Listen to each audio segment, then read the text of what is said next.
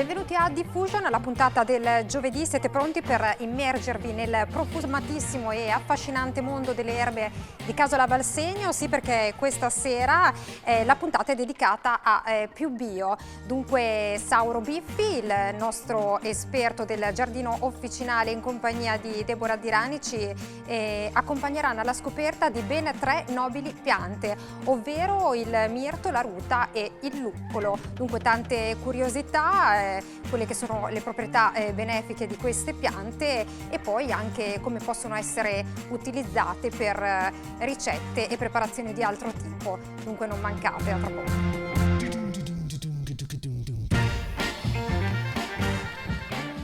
È durissimo il lavoro della giornalista, è durissimo, capita di dover lavorare in zone di guerra, capita di doversela cavare tra cavallette, api, bombi, insetti di ogni genere, è veramente duro, ma il momento più duro della mia ormai decennale carriera lo sto raggiungendo oggi perché dovrò, mio malgrado, ma mio malgradissimo, sottopormi a testare una boccia di mirto. E allora il mirto del giardino delle erbe officinali Augusto Rinaldi Ceroni, siamo ancora qua, io non ho ancora iniziato a bere, ma la puntata è l'effetto del mirto sulla giornalista.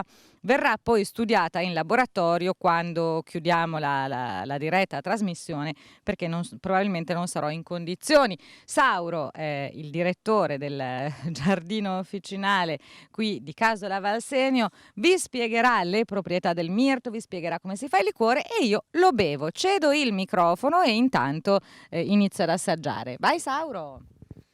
Il mirto è un bellissimo cespuglio, un bellissimo alberino che non è tipico dei nostri ambienti, dei nostri territori, è caratteristico della macchia mediterranea, tutta la costa litorale mediterranea, nelle isole, Sardegna, Corsica in particolare, molte zone della Toscana. È una pianta che cresce facilmente sui terreni sassosi, ciottolosi, terreni più aridi, più asciutti. È una pianta importante fin dall'antichità, molto amata, molto ambita dai poeti. Piaceva fino al tempo dei greci, i quali la utilizzavano per fare delle corone, per fare delle ghirlande per chi rientrava dalle guerre, per gli eroi, oppure ancora interessava moltissimo questa pianta per fare delle coroncine per le donne che dovevano sposarsi, che dovevano andare in matrimonio. Quindi ecco, era una pianta molto sfruttata per queste decorazioni, per questi ornamenti. Anche nel Vecchio Testamento era citata. Scusa Sì? Sauro se ti interrompo, volevo chiedere se si era visto bene che anch'io sono da sposare, ho messo il mirto in Si è testa. visto, bisogna fare forse una coroncina fatta un po' meglio, possiamo spezzettare dei rametti e Vai, costruire spezzetta che poi continui a parlare e io poi mi faccio la coroncina. ecco, E un paio di sempre tutto forbici. perché in realtà questa trasmissione non è stata fatta per insegnare a voi i segreti delle piante officinali, ma per convincere qualcuno che è giunta l'ora di sposarmi. Possiamo costruirla, se Costruiamo. sarò capace di farlo. Beh, più o meno. Proviamo in Io qualche sono modo. già mezzo. Poi devo dire che qua il mirto del giardino del professor Augusto Rinaldi Ceroni picchia Sì, abbastanza, eh? è forte. Sì, sì, abbastanza, ma insomma, tutto sommato, io per lavoro, ma mi conoscono additivo, io per lavoro mi Sì. sacrifico Volentieri volentieri, per questi tipi di attività ma per tutte, queste, sai, questo è un sacrificio che grande, si però fa? lo faccio. Che si fa? Non mi riesce la coroncina per niente perché Poi verranno bisognerebbe delle corna che non saranno di grande un auspicio, auspicio, però però speriamo insomma, bene. comunque, sempre meglio averne della roba, diceva la mia nonna. Ecco qua, una piccola coroncina che cede nella punta, ma Fa ci niente, il bello arriveremo. della diretta. Vediamo se riuscisse qualche secondo a reggere, sarebbe già un bel risultato. Dai, caccia in Mettiamo testa. qua sopra, eccola qua. È cascata, il mio Cascata, matrimonio esatto. potrebbe non partire sotto i migliori auspici. Torniamo pure a parlare del mirto. Benissimo. E ancora, ecco, questa era un po' di una tradizione, ma sempre molto ambita. Addirittura spesso in molti riti, in molte cerimonie, il mirto sostituiva l'incenso, veniva il legno bruciato per la profumazione. Ecco che questa pianta quindi ha tradizioni, abitudini differenti. L'uso migliore, maggiore era sempre stato quello culinario, alimentare, dove le bacche erano impiegate per l'aromatizzazione di carni, arrosti, nonché per fare un liquore. Molto apprezzati erano anche i fiorellini, coloratissimi, bianco-giallognolo, che compaiono nella primavera inoltrata. Oppure ancora le foglioline o i rametti messi a cuocere sulle carni, tradizionale era la cottura del maialino con i rami di mirto. Ma questa pianta, torniamo al suo habitat, al suo ambiente, è proprio quello della macchia mediterranea. Quindi sopporta male il freddo, anche se questa pianta con la quale ci troviamo qui davanti è una pianta molto vecchia, perché ha già più di 30 anni di vita. Oh, piano questo molto vecchia, più di 30 Per la anni di pianta, vita. mettiamo Ah, così, per ecco. la pianta è già una pianta adulta ben sviluppata e che ha sopportato molto bene tutti i freddi e le stagioni e gli inverni passati. Sicuramente sopporta male i freddi umidi, le galaverne, i tardi ritorni di freddo. Non ha problemi invece per i freddi secchi, i freddi asciutti, nonché ad esempio le nevicate, che tende a schiacciarla, a sdraiarla moltissimo, ma poi si riprende. Quando tante volte si trovano foglioline con delle macchie nere, soprattutto in primavera, a fine inverno, è frequente vederle, nessun problema. Troviamo anche in terra molte foglie secche, essendo un sempreverde ha bisogno di rinnovare queste foglie e ogni anno le rinnova proprio facendole cadere. Quindi vediamo piano in piano le foglioline macchiettate di nero che cadono, si seccano e immediatamente dietro ripartono nuove foglie verdi che vanno così a ricoprire e a rimantenere verde la pianta. Un abbinamento spesso per capire anche poi dove poter coltivare il mirto, come tenerlo, è un abbinamento classico fatto col rosmarino, perché proprio queste due piante sono spesso insieme, sono spesso consociate, sono vicine, anche allo stato spontaneo. Troviamo il mirto con rosmarino, il mirto spesso molto più grande, o in altre zone quasi delle dimensioni del rosmarino, e rigogliose belle, una fiorita di blu in primavera, l'altra poco dopo fiorita di bianco, e tutto questo tornare di profumi, di colori sono sicuramente molto interessanti. Cosa dire ancora di questa pianta che nei nostri ambienti è poco diffusa? Intanto ci sono più specie di mirto, più varietà. Questo è il Myrtus communis, c'è anche il Myrtus tarentina che ha la foglia invece molto più stretta ed è più tipica della costa adriatica, del sud adriatico, cresce più spesso nelle Puglie, da cui anche deriva il nome. Ha un portamento più cespitoso, più compatto. Si spoglia molto sotto il mirto comune, ma le potature che si possono fare, i tagli di ritorno, riportano a ridare vegetazione alla base entro certi limiti e si propaga con i frutti. Queste, vedete, sono le sue bacche, quelli che diventeranno frutti a maturazione, quelli che si serviranno per l'uso culinario, ma anche per fare il nostro liquore. Diventeranno di un bellissimo colore blu-violetto intenso, saranno bacche allungate che si raccoglieranno in inverno o perlomeno alla fine dell'autunno, quando sono perfettamente mature, con un profumo loro caratteristico, essendo bacche sono caratterizzate da un seme interno molto grande, molto sviluppato e poca polpa tutto intorno. Ma Anda. Poi ci spieghi, anche se vedo che qui le bacche sono un pochino indietro, come si può fare il liquore al mirto? Perché ho pensato, no? Tempo di crisi, tanti soldi per i regali di Natale magari non si hanno. Se noi facciamo qualche liquorino in casa da soli, io lo dico perché fa 5 litri di liquorizi, ho iniziato a regalarli in giro facendo una gran figura. Se impariamo magari come fare il mirto da soli, possiamo regalare una bottiglietta di mirto, magari carina, a un'amica, a un amico, lo stesso per la liquirizia, piuttosto che per altri liquori ancora. Quindi dopo ce lo spieghi, prometti? ok. Questi ancora sono i suoi frutticini, da poco la fioritura è terminata, l'ovario si è ingrossato e questi saranno quelli che diventeranno maturi, belli, a fine autunno, inizio inverno. Dicevo prima, anche i rametti possono essere raccolti, possiamo utilizzarli per cucinare. Famoso era un preparato fatto con un distillato fatto con le foglie e con i fiori di mirto che dava questa miscela, questa acqua chiamata essenza, meglio ancora, acqua aromatica, così era definita, chiamata acqua angelica o degli angeli, che serve proprio per la profumazione, per l'aromatizzazione, per la profumazione del corpo, insomma.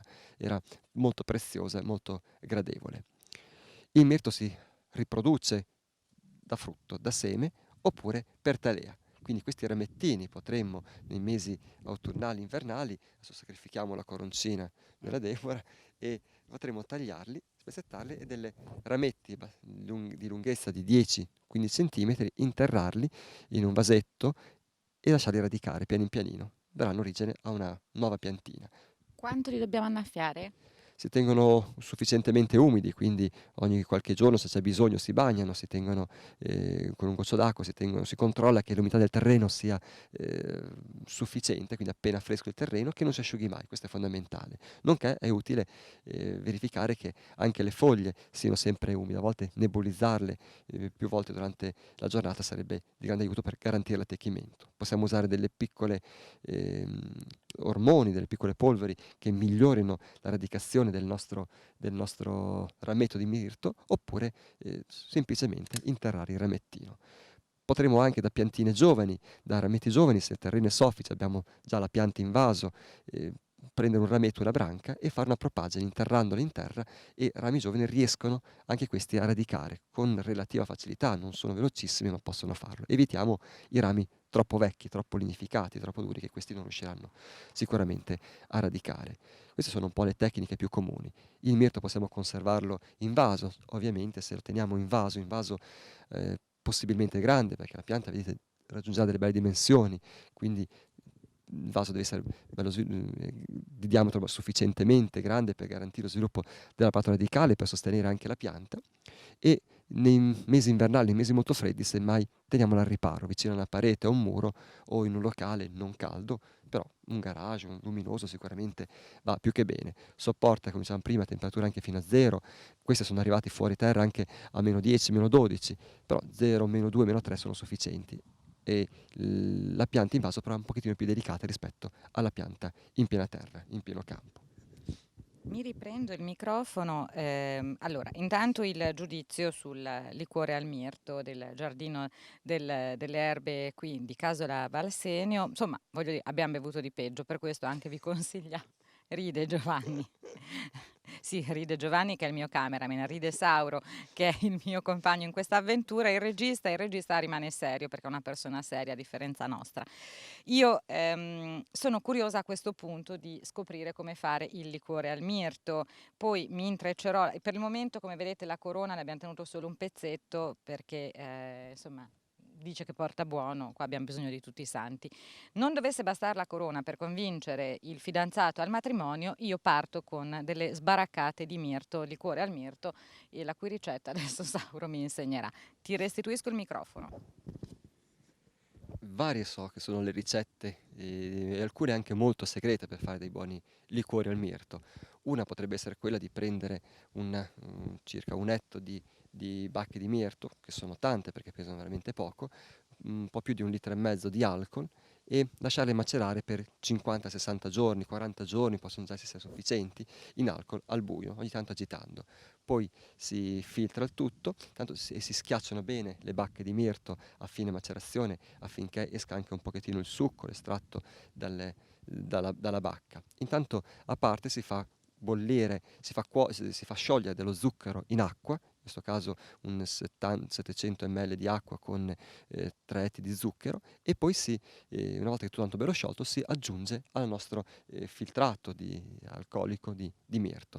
Si mescola per bene il tutto insieme e si lasciano anche questi macerare per un mesetto circa. Si filtra e ancora un altro mesetto di macerazione, fino a quando dovrebbe essere sufficientemente pronto per iniziare a berlo. Ecco, allora magari per questo Natale non ce la fate, però mettetevi in produzione per il prossimo Natale. Se la crisi continua ad essere quella che è, probabilmente si continuerà a regalare un liquore per fare un'ottima figura con le amiche. Allora, i segreti del mirto più o meno ci sono stati svelati. Sauro, è una pianta decisamente affascinante. Io pensavo che ci fosse solo in Sardegna, perché il mirto è il liquore classico della Sardegna. Scopro che c'è anche a Casola Valsenio, scopro che il liquore lo fanno anche a Casola Valsenio. Grande quotazione sul mercato a questo punto di Casola Valsenio per la capacità produttiva del liquore al mirto. Direi che per il momento possiamo lasciarlo qua e andare alla scoperta di un'altra piantina. Benissimo, andiamo. Io sono sobria, giuro. E allora, non so se avete notato, io sono una grande amante del mirto. Il mirto è una pianta sì, ma nel mio immaginario soprattutto è un liquorino buonissimo, tipico della Sardegna. Ma insomma, diciamo con Valentina che le proprietà del mirto non sono quelle che conosco solo io, ma ce ne sono altre probabilmente più importanti. Questa pianta tipica, come dicevi, della macchia mediterranea, della Sardegna e delle coste, viene usata allo stato spontaneo per raccogliere le foglioline poi successivamente essiccate ed estrarne poi un estratto fluido delle tinture madri.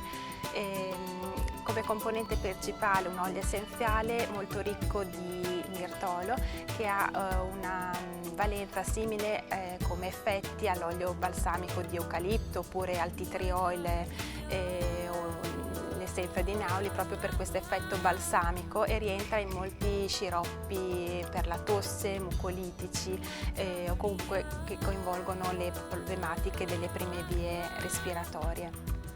Il mirto è il simbolo della nobiltà, della gloria, veniva usato dai romani al posto dell'alloro per conferire premi ai poeti, e le spose di Israele erano solite agghindarsi con ghirlande di mirto in preparazione ai loro matrimoni, proprio perché è il simbolo anche dell'amore e della bellezza, nonché è la pianta sacra alla dea Venere. E quindi se volete essere venerati bevete il mirto. No, non è vero, non bevete solo il mirto ha tutte le proprietà di cui ci ha parlato Valentina, una pianta importante che effettivamente noi conoscevamo, o almeno io, solo in parte. Grazie Valentina. Prego.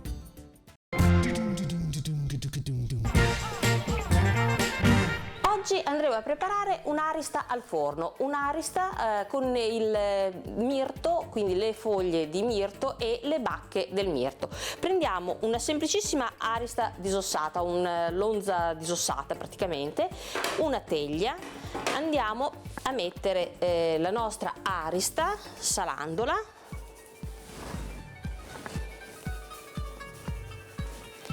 un po' di marsala per creare il liquido,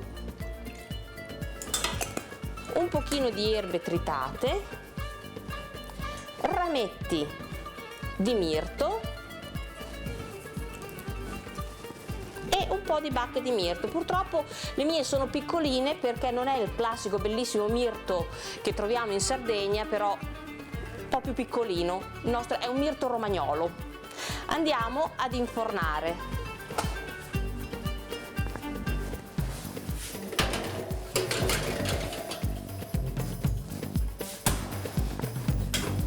Posizioniamo il forno su 180 gradi per circa una ventina di minuti a seconda del pezzo. Noi in questo caso abbiamo preso un pezzo di carne calcolato per 2 persone, però logicamente in base a come è più grande il pezzo dovrà stare qualche minuto in più, però tutto sommato è un tipo di carne con cottura abbastanza rapida. Finalmente la nostra carne è pronta. Eccolo qua, il nostro pezzo di carne con la sua acqua di cottura. Andremo a tagliarne delle fettine,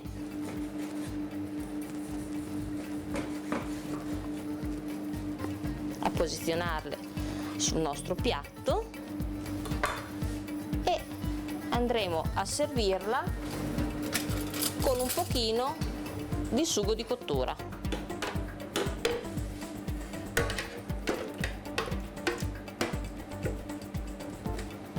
Buon appetito!